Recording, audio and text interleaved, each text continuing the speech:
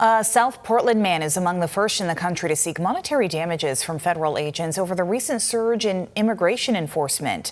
Robert Peck filed the lawsuit this morning. Peck is a retired VA counselor and says he was exercising his constitutional right to observe and follow immigration agents in his neighborhood during a Department of Homeland Security operation earlier this year. Peck says agents stopped him, ordered him to leave, and threatened him with arrest. Peck and his attorneys argue those actions had a chilling effect on First Amendment rights. They say holding agents financially accountable could help prevent similar incidents in the future. We reached out to the Department of Homeland Security for comment on the lawsuit, but have not yet heard back. The owner of a bakery on Verona Island says someone recently stole gas from his delivery van. The owner of Sweet Cheeks Bakery was alerted to the situation when one of his delivery drivers reported that the gas valve was open and there was almost no gas left in the vehicle. It comes as the bakery is already dealing with higher costs for both gas and food. The owner tells us the incident is adding to the financial stress. You know, you have to do what you have to do when you're in a small business, and it's not always sunshine and rainbows like everybody would see. Oh my God, you own a bakery. It must be fabulous to be around all that smells all day and all the cookies, but there's a little bit of stress. The owner also tells us he does have security cameras set up, but the camera that would have shown that incident wasn't working. He says he's working now to get that camera up and running. Today on the campaign trail in Maine's 2nd Congressional District, we caught up with two candidates seeking the Democratic nomination for the U.S. House. News Center Maine's Alex Haskell joins us now with the details on that. Hi, Alex. Hi, Brian. Hi, Amanda. Well, let's start with former congressional staffer Jordan Wood. Speaking in Lewiston, Wood unveiled what he calls his signature plan to address Maine's housing crisis if elected to Congress. The plan focuses on 4 key areas.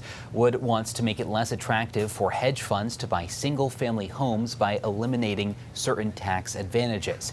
He also wants to speed up housing construction with greater federal investment in training programs for more skilled tradespeople. Wood says he would push for stronger protections for renters and first-time home buyers, including anti-rent gouging measures.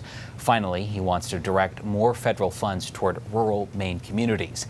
I asked Wood why he believes he's the strongest Democrat to take on Republican candidate and former Governor Paul LePage in November. I'm the only candidate in this primary, but also compared to Paul LePage, that's actually worked in Congress. Number one issue on this campaign is getting big money and corporate money out of our politics, because they have a stranglehold on this system. And that's why I lead with reform, because I believe we must fix that issue first so that we can deliver on housing and health care and child care reforms. Now, Wood was joined by Lewiston Mayor Carl Shaleen, who is backing Wood's campaign. You can see more of his plan on our website and mobile app later this evening. Meanwhile, one of Wood's rivals in the CD2 primary, State Auditor Matthew Dunlap, is raising questions about Paul LePage's residency. We know that since leaving the Blaine house in 2019, LePage's primary residence has been a home in Florida with his wife, Ann. However, the couple summers in Maine, where Mrs. LePage works as a waitress. News Center Maine has learned from the Flagler County, Florida Tax Appraiser's Office that the LePages did claim Florida's $50,000 tax homestead exemption every year since 2019, except this year, 2026. That includes 2022, when LePage ran for governor against Janet Mills. We also know LePage is currently renting an apartment in Augusta in the 2nd Congressional District. Dunlap argues LePage is trying to have it both ways. He wants out-of-state tax breaks. He wants the gated community and the heated pool and the golf course. And then he wants Mainers to send him to Congress to represent us, while he's been telling the state of Florida, in writing, every year for 8 years, that he lives somewhere else. So from what we know, Dunlap is exaggerating a little here. It's been 7 years, not 8. And to be clear, a $50,000 tax homestead exemption on the LePage's property value means a roughly $600 to $800 savings on their annual Florida tax bill, according to the tax appraiser's office.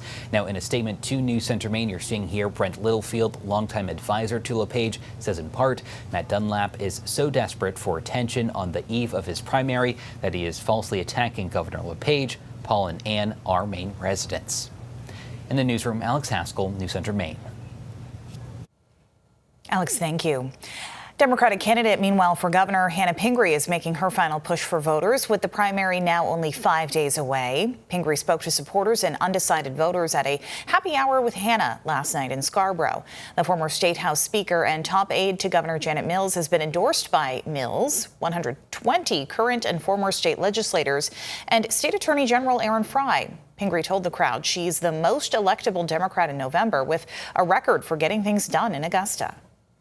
It's not just an important election that I win, it's a really important election that we all win on the issues that matter so much to Maine's future. That we continue to take action on climate. We bring down costs for Maine's families. We build the housing that will keep young people in the state of Maine. We fight back against this president. Today, Pingree also unveiled her education plan. It follows her plans for affordability, housing, healthcare, and protecting the environment. She's hosting another happy hour with Hannah tonight in Augusta. More workforce housing is coming to Freeport. Today, developers broke ground on the Depot Terraces project. That's 45 new condo units meant to be affordable for households making average incomes. The developers say this is an effort to revitalize downtown Freeport. The nonprofit Avesta Housing is collaborating on this project, with officials pointing to a huge need for entry-level homes in Maine. At today's groundbreaking, developers explained the direct impacts of these types of affordable homes. The focus of Domus is to develop and sell high-quality, energy-efficient homes tailored to middle-income earners. We believe that homeownership creates long-term financial stability and community and a true community. No date yet on when those condos will go on the market. Meantime, across the street, work continues on a 51-unit housing complex, with those apartments set to be at market rate. Developers say these two projects add nearly 100 new homes to downtown Freeport.